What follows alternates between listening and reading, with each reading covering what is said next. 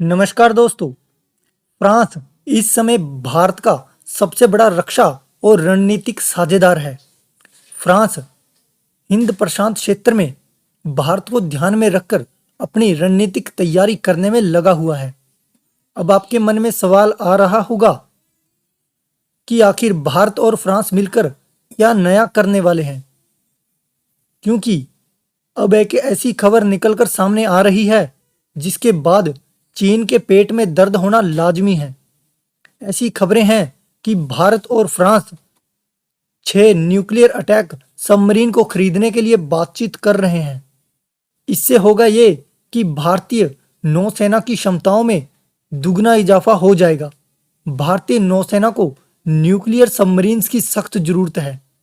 आपको बता दूं, पिछले 4 साल से ये प्रस्ताव सरकार की मंजूरी ना मिलने की वजह से अटका हुआ था।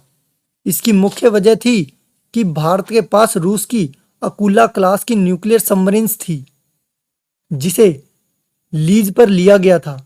साल 2021 में इसकी लीज खत्म हो गई थी और अब भारत के पास कोई भी न्यूक्लियर सबमरीन्स नहीं थी। इसकी कमी को दूर करने के लिए भारत ने फ्रांस के साथ न्यूक्लियर सबमरीन्स को लेकर बातचीत शुरू कर दी है। न्यूक्लियर सबमरीन्स ना होने की वजह से भारतीय नौसेना दबाव महसूस कर रही है, क्योंकि चीन हिंद महासागर पर चुनौती बनता जा रहा है, जो इस दिशा में भारत से ताकतवर है। चीन के पास 70 से ज्यादा सबमरीन्स हैं, जिनमें 7 न्यूक्लियर बैलिस्टिक मिसाइल सबमरीन्स हैं, 12 न्यूक्लियर अटैक सबमरीन्स और 50 से ज्यादा डीजल अटैक सबमरीन शामिल हैं।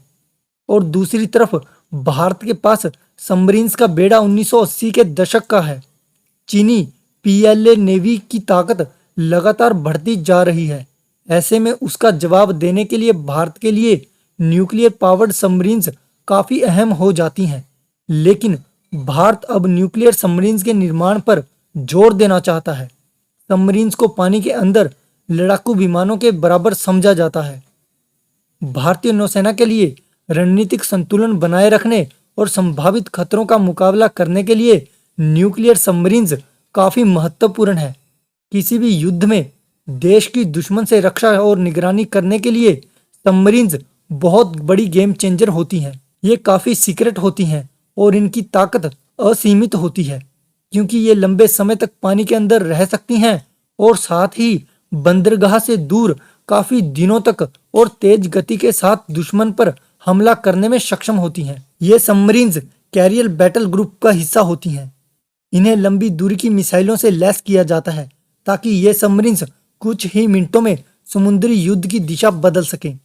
सिर्फ युद्ध में ही नहीं, बिना युद्ध के भी ये दुश्मन के मन में खौफ पैदा करके रखती हैं, जिसकी वजह से दुश्मन देश कभी भूलकर भी हमारे देश को गंदी नजरों से देख नहीं सकता। और आप सभी का क्या मानना है? भारत को कितनी जल्दी ये सबमरीन्स खरीद लेनी चाहिए? अपने कीमती विचार कमेंट्स में जरूर बताना और इस चैनल को लाइक, शेयर और सब्सक्राइब करना मत भूलना।